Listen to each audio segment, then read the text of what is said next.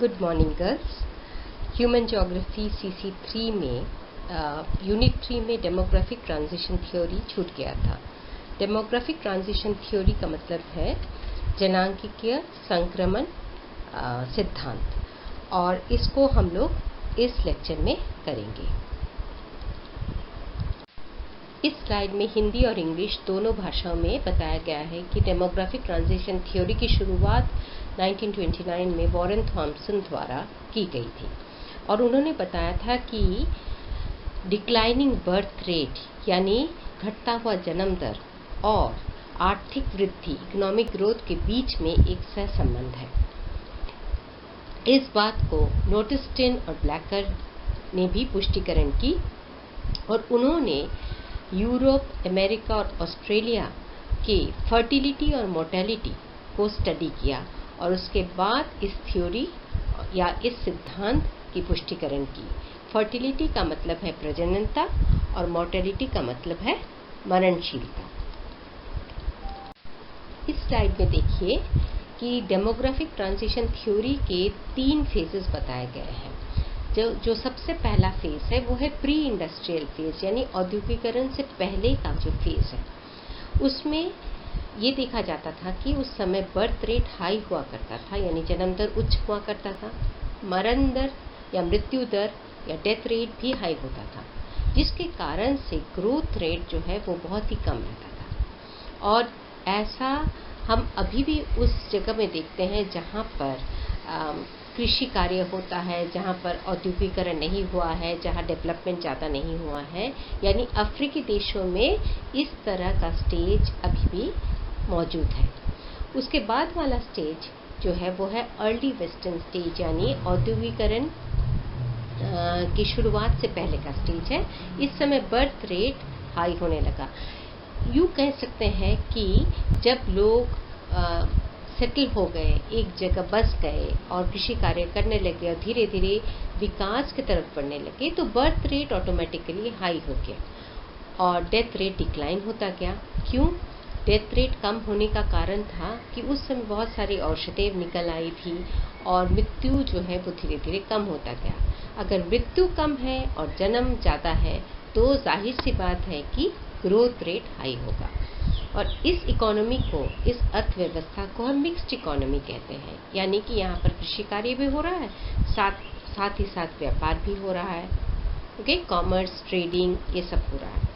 Third stage यानी modern stage, यहाँ पर बर्थ रेट जो है वो बहुत तेज़ी से गिरने लगता है, यानी बर्थ कंट्रोल होने लगता है, परिवार का साइज छोटा होने लगता है, और डेथ तो पहले से ही लो होने लगा था, अब भी लो है।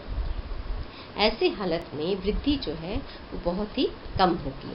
लेकिन ऐसी अर्थव्यवस्था को हम बहुत ही डेवलप्ड अर्थव्यवस्था यानी डेवलप्ड इकोनॉमी कहेंगे, और ये एक मिक्स सोसाइटी जहाँ पर ट्रेड एंड कॉमर्स, जहाँ पर इंडस्ट्री, जहाँ सब कुछ ट्रांसपोर्ट, कम्युनिकेशन, सब कुछ विकसित हो।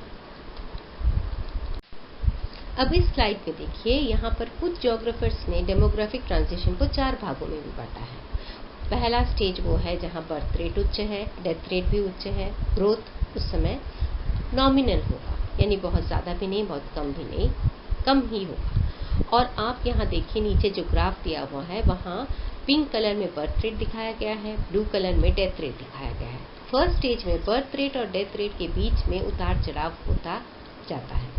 सेकेंड स्टेज आते ही बर्थ रेट जो है वो हाई रहता है। अब देखिए ग्राफ में आपका पिंक कलर का लाइन जो है वो ऊपर है, लेकिन डेथ रेट फॉल हो जाता है। क्यों फॉल हो जाता है? क्योंकि जितनी भी महामारी है, जितने भी ऐसे डिजीज़ेस हैं जो कि पहले कंट्रोल नहीं किए जाते थे, वो कंट्रोल होने लगते हैं, यानी कि औषधें निकल आती है, वैक्सीनेशंस निकल आते हैं। आज जैसे कि कोविड से हम जूझ रहे हैं, कल कोविड का जब वैक्सीन निकल जाएगा तो शायद कोविड की महामारी इतनी बड़ी महामारी के रूप में हमारे सामने नहीं आएगी। डेथ उस समय कम हो जाएगा। उसके बाद इससे क्या होता है, ग्रोथ रेट जो है वो बढ़ जाता है। आप देखिए जो ग्राफ में पिंक लाइन और ब्लू लाइन के बीच में जो गैप है वो काफ़ी ज़्यादा है सेकेंड स्टेज में। ओके, थर्ड स्टेज आते आते दोनों लो हो जाते हैं, यानी बर्थ रेट भी नीचे की तरफ झुक रहा है। आप ग्राफ में देखिए, डेथ रेट भी नीचे की तरफ झुक रहा है। इस समय ग्रोथ जो है वो स्टेबल हो जाता है, यानी एक प्लेटो रीच कर जाता है, जैसे कि बहुत सारे देशों में अब हो चुका है। हम स्पेन, इटली, इन सब देशों में एक प्लेटो रीच कर गया है।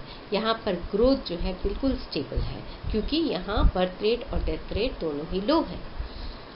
इसके बाद वाला स्टेज, फोर्थ स्टेज जो है, उसमें बर्थ रेट बहुत नीचे गिर जाता है। बहुत सारे ऐसे देश हैं जैसे स्वीडन है, डेनमार्क है, जर्मनी है, जापान है, नॉर्वे है। इन सब देशों में बर्थ रेट बहुत ही कम है, यानी बच्चे पैदा नहीं होते हैं। वहाँ के स्कूल्स में बच्चे नहीं जाते हैं, क्योंकि बच्चे हैं ही नहीं, टीचर है, बच्चे नहीं है। हमारे 100 बच्चों के लिए एक टीचर है, और वहाँ पर टीचर 100 होंगे, बच्चे 1 या 2 होंगे, इस तरह से, क्योंकि बच्चे पैदा नहीं होते। डेथ रेट तो लो है, और इसलिए ग्रोथ रेट जो है वो डिक्लाइन यानी कम होता जाता है। कुछ ज्योग्राफर्स ने इसको 4 स्टेज की जगह 5 स्टेज में भी डिवाइड किया है। फर्स्ट स्टेज जो है वो हाईली फ्लक्चुएटिंग, जो कि पिछले ग्राफ में भी था।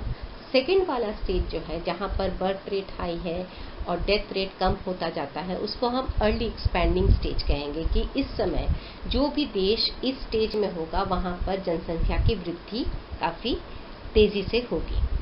स्टेज 3 में लेट एक्सपैंडिंग, यानी वृद्धि तो होगी, जनसंख्या की वृद्धि होगी, क्योंकि बर्थ रेट अभी भी डेथ रेट से ऊपर है, लेकिन कम वृद्धि होगी।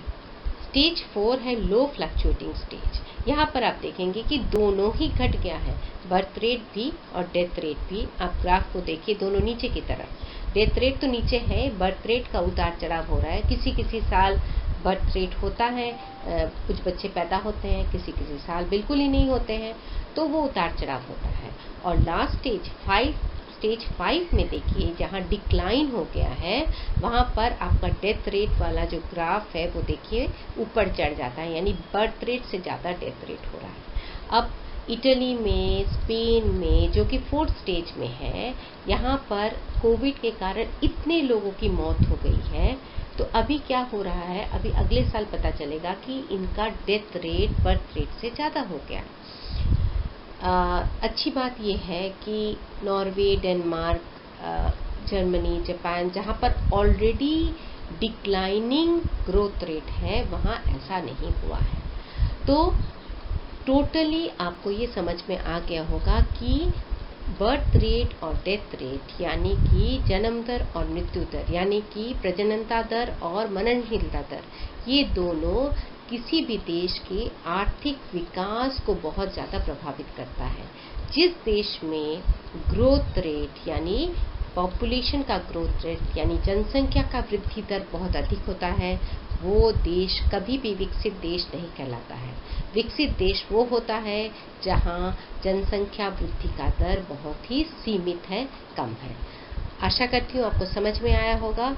अगर नहीं भी आया है तो आप क्वेश्चन कीजिए, और अगर आया है कमेंट्स दीजिए आप YouTube सेक्शन में जाके। Thank you girls.